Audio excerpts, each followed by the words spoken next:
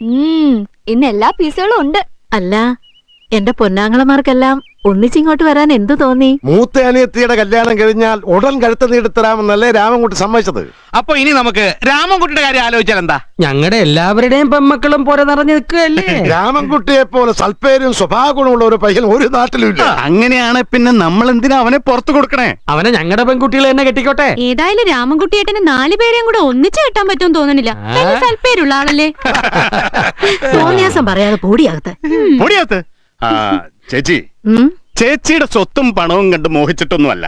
രാമൻകുട്ടി ആവുമ്പോ വേലി ചാടുമെന്നുള്ള പേടി പെൺകുട്ടികൾക്കും വേണ്ട, ഞങ്ങൾക്കും വേണ്ട.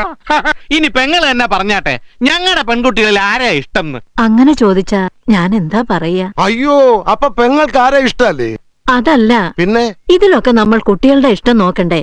ഞങ്ങളുടെ കുട്ടികൾക്കൊക്കെ രാമൻകുട്ടി ഇഷ്ടാ. പക്ഷെ എന്റെ കുട്ടിക്ക് ഏത് കുട്ടിയാ ഇഷ്ടമെന്ന് ചോദിക്കണ്ടേ? അയ്യോ, അതെന്തിന്? ഇപ്പോഴത്തെ പിള്ളേരെ പോലെ അല്ലല്ലോ. മൂത്തോര് പറയുന്ന അനുസരിക്കലല്ലേ അവന്റെ പ്രകൃതം. കറക്റ്റ്. ഉദാഹരണത്തിന് ചേച്ചി ഇപ്പൊ അവനോട് കായലിൽ ചാടണമെന്ന് പറഞ്ഞാൽ എപ്പ ചാടിയെന്ന് ചോദിച്ചാൽ മതി. അല്ല, കടലിൽ ചാടണമെന്ന് പറഞ്ഞാൽ അതിനും മാറ്റമില്ല. അതുകൊണ്ടാണല്ലോ അവനെ എല്ലാവരും സൽപ്പേര് രാമൻകുട്ടി എന്ന് വിളിക്കണേ. എന്നാലും എനിക്ക് എന്റെ കുട്ടിയോട് ഒരു വാക്ക് ചോദിക്കണം. അപ്പൊ എവിടെ നമ്മുടെ രാമൻകുട്ടി? നമ്മുടെ മുറച്ചെടുക്കാൻ വരുന്നുണ്ട്. ഇന്ന് നമുക്ക് രണ്ടിലൊന്നും അറിയണം. ഹലോ,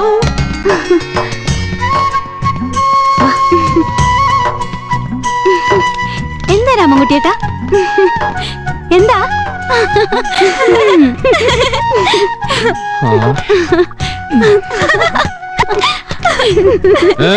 ഒന്നിൽ ഇങ്ങോട്ടേക്ക് ഇറങ്ങല്ലേ അങ്ങോട്ടേക്ക് ഇറങ്ങ. ഇല്ല. എടി, ഒരു പുരുഷൻ പാലത്തെ കയറുന്നത് കണ്ടാൽ സൽപ്പേരുള്ള കുടുംബത്തിൽ പിറന്ന പെൺകുട്ടികളാണെങ്കിൽ അവരെ ഇറങ്ങിത്തരണം. അതാണ് നാട്ടു നടപ്പ്. ഓ, ഞങ്ങൾ ഇത്തിരി സൽപ്പേര് കുറഞ്ഞ കുടുംബത്തിൽ പറഞ്ഞുപോയി. എടി മാർ, എനിക്ക് സ്കൂളിൽ പോണം. വേണ്ടാന്ന് ഞങ്ങൾ പറഞ്ഞോ?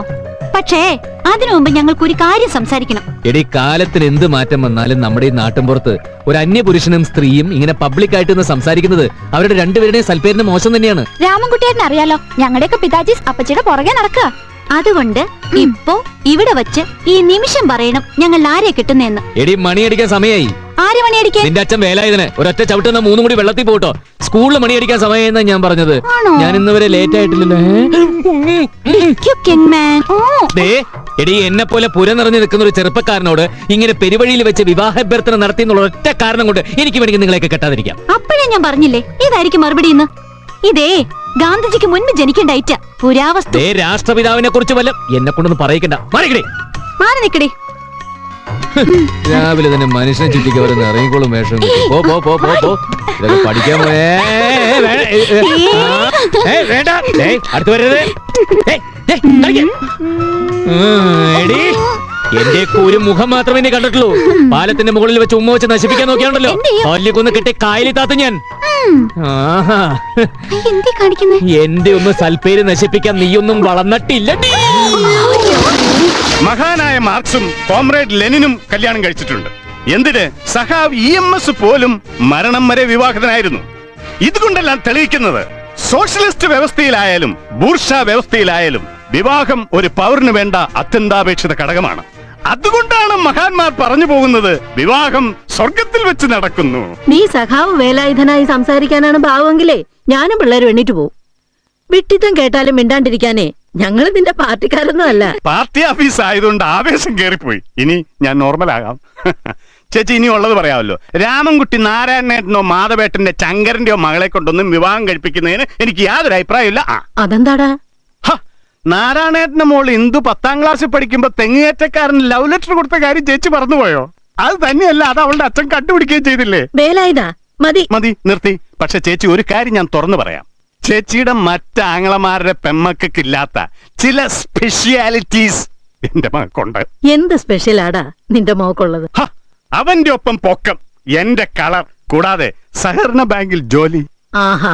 ചേച്ചി, രാമൻകുട്ടിക്ക് ഭാര്യയുടെ ജോലിയോ വരുമാനമോ ആവശ്യമില്ലായിരിക്കാം. എന്തായാലും ഭാര്യയ്ക്ക് ജോലിയുള്ളത് പാർട്ടിക്ക് രക്തസാക്ഷിയെ കിട്ടുന്ന പോലെയാണ്.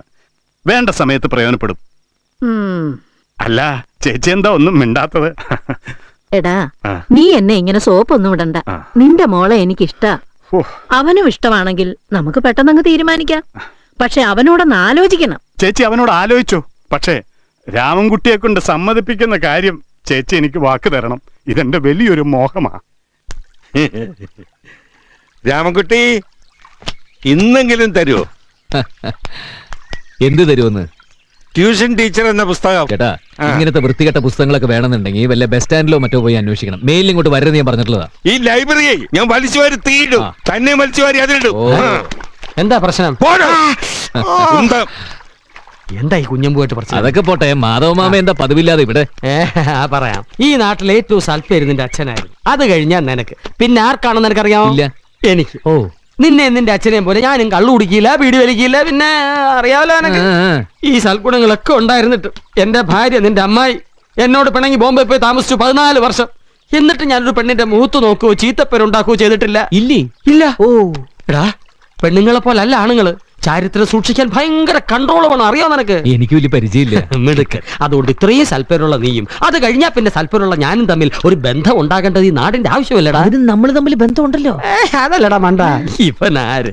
എന്റെ മോള് സംഗീത ഉടൻ ബോംബെ സുന്ദരിയാണ്. നിനക്ക് അവളെ എങ്ങനെ കെട്ടിക്കൂടാ? അതാണ് മാധവമാമ MG റോഡ് വഴി കയറി വളഞ്ഞമ്പലം വഴി ഇങ്ങോട്ട് എത്തിയതല്ലേ? 4ാം ക്ലാസ്സിൽ പഠിക്കുമ്പോ പൂത്താങ്കിരി കളിച്ചെന്നെ കണ്ണിൽ മണ്ണ് വാരി എറിഞ്ഞിട്ട് ഓടിയവളാ. പിന്നെ ഞാൻ അവളെ കണ്ടിട്ടേ ഇല്ല. അവളിപ്പോ പൂത്താങ്കിരിയും കളിക്കില്ല, നിന്റെ കണ്ണി മണ്ണും വാരിയിടില്ല. ആ പ്രായമൊക്കെ കഴിഞ്ഞു പോയില്ലേ? നല്ല ഉയരവാ, നിനക്ക് ചേരും. അതുകൊണ്ടല്ല മാധവമാമ, 10-14 കൊല്ലം ബോംബെ പോലത്തെ സിറ്റി താമസിച്ച ഏതൊരു പെൺകുട്ടിയുടെയും ഭാഷ മാറും, വേഷം മാറും. അവളിപ്പോ ഒരു മദാമയെ പോലെ ആയിട്ടുണ്ടാവും. അതൊരു കുറവാണോടാ? അതൊരു കുറവായിട്ടല്ല മാധവമാമ, അങ്ങനത്തെ ഒരു പെൺകുട്ടിയല്ല. ഈ നാട്ടുംപുറത്തിനെയും തനി നാട്ടുംപുറത്തുകാരനായ എന്നെയൊക്കെ മനസ്സിലാക്കുന്ന ഒരു നാട്ടുംപുറത്തുകാരി പെൺകുട്ടിയാണ് എനിക്കിഷ്ടം. എടാ, ഞാൻ ഈ കാര്യം പറയാൻ വേണ്ടി മാധവമാമ ഇങ്ങോട്ട് വരണമെന്നില്ല. എടാ, ഞാൻ വേണ്ട, എനിക്കിവിടെ ഒരുപാട് ജോലിയുണ്ട്. മാധവമാമ പോ. ഞാൻ പോണം. പോണം. എന്റെ മോള് ബോംബെ പോയി പഠിച്ചതാണോ ഒരു കുറ്റം? അവള് മദാമയെ പോലെ ആയതാണോ ഒരു കുറ്റം? നീ ആ നാരായണേട്ടന്റെ വേലാതിന്റെ ശങ്കരന്റെ ആരുടെ മോളെ വേണേലും കെട്ടിക്കോ, ഒക്കെ കുഴപ്പാ. നീ അനുഭവിക്കും. നീ എള്ളി വീണ ഒച്ചിനെ പോലെ ആവും. അവള് നിന്നെ മൂക്കൊണ്ട് ഇക്ര ഇവ്ര ഇമ്ര എന്നൊക്കെ എഴുതിക്കും. നന്ദിയോട്ട തെറി പറയരുത്. സൽപ്പേര് താല്പര്യം മാങ്ങാത്തൊലി പോടാ. അയങ്കിളി പോലത്തെ ഒരു പെണ്ണിനെ കൊടുത്തപ്പോ എന്താ പ്രശ്നം? കുന്തം പോടാ. ഇയാടായിരുന്നു നോക്കിയാ പോലെ.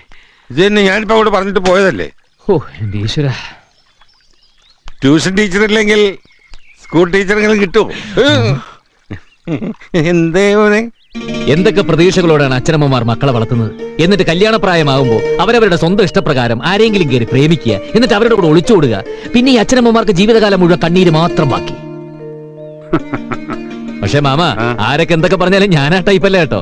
മക്കളുടെ കല്യാണക്കാര്യം തീരുമാനിക്കേണ്ടത് രക്ഷിതാക്കൾ തന്നെയാണെന്നാണ് എന്റെ ശക്തമായ അഭിപ്രായം.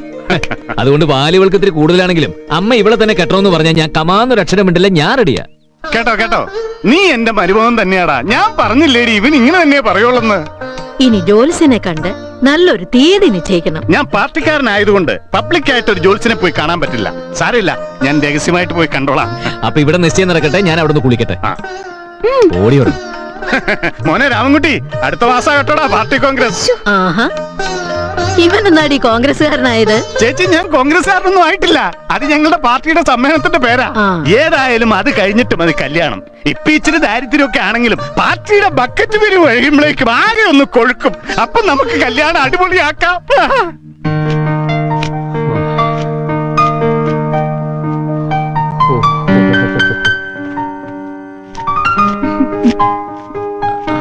അതെ, ഈ കിടക്ക പഞ്ഞിയല്ലേ? അതെ. രാമുട്ടേട്ടൻ എന്തിനാ പേടിക്കുന്നേ? ഇത് ഞാനല്ലേ. നിന്നോട് ആരുടെ ഇതിനകത്ത് കയറി വരാൻ പറഞ്ഞു? ഇറങ്ങി പൊടി വന്നു. ഈ പഞ്ഞിയൊക്കെ ഒന്ന് മാറ്റണമെന്ന് പറയായിരുന്നു. ഡള്ളപ്പാ നല്ലത്. കല്യാണം കഴിഞ്ഞാലേ ഡള്ളപ്പ് നിനക്ക് അടുത്ത്. അയ്യോ, ഇറങ്ങി പൊടി പുറത്ത്. ഞാനിവിടെ നിക്കാൻ പോവാ. നമ്മുടെ കല്യാണം നിശ്ചയിച്ചിരിക്കല്ലേ? കല്യാണം നിശ്ചയിച്ചിട്ടല്ലേ ഉള്ളൂ, കല്യാണം കഴിഞ്ഞിട്ടൊന്നുമില്ലോ. ഇറങ്ങി പോകാനാ പറഞ്ഞത്. ഇതേ ഗാന്ധിജിക്ക് മുമ്പല്ല, ക്രിസ്തുവിന് മുമ്പുള്ള ഏതോ ഐറ്റം. ഗാന്ധിനെയും ക്രിസ്തുവിനെയും പറ്റി അയ്യേ ചവിട്ട് ഞാൻ പോടി. വാദം പിടിച്ച കുരങ്ങിനെ ഏണി ചാടിയിട്ട് കാര്യമില്ലെന്ന് പറയും പോലെ. വാദം പിടിച്ച കുരങ്ങൻ നിന്റെ അച്ഛൻ. എന്താടാ പോയിട്ട് പറ്റിരാമറ്റേട്ടാ. എന്നാടി നീ എന്താടാ ഭരണിക്കകത്ത് ഇറങ്ങിയിരിക്കണേ? അവള് നിന്നെ ഉപ്പിലിട്ടാ? അല്ല, അവള് ഡള്ളപ്പിന്റെ കിടക്ക വേണമെന്ന് പറഞ്ഞപ്പോ ഞാൻ ഡള്ളപ്പിന്റെ ബെഡ് കൊള്ളിയല്ല. അവക്ക് വീരില്ലാത്തോണ്ട് പറയാ. പഞ്ഞിയുടെ ബെഡാ നല്ലത്. ചൂടത്തും തണുപ്പത്തും ഒരേ ടെമ്പറേച്ചർ മെയിൻറ്റെയിൻ ചെയ്യും. മാത്രമല്ല നടുവിനും സുഖമതാ. മാവന്റെ എക്സ്പീരിയൻസ് ഇത് പറയുവാടാ. നീ എന്താടാ തുണി അഴിച്ചേക്കണേ? അല്ല, പെട്ടെന്ന് സീമ കേറി വന്നപ്പോ. ഭഗവാനെ, ചതിച്ചോ മകനെ, മരുമകനെ. നീ ഇത്രയും ഫാസ്റ്റ് ആവുന്ന ഞാൻ കരുതിയില്ലോടാ. ലാൽ സലാം.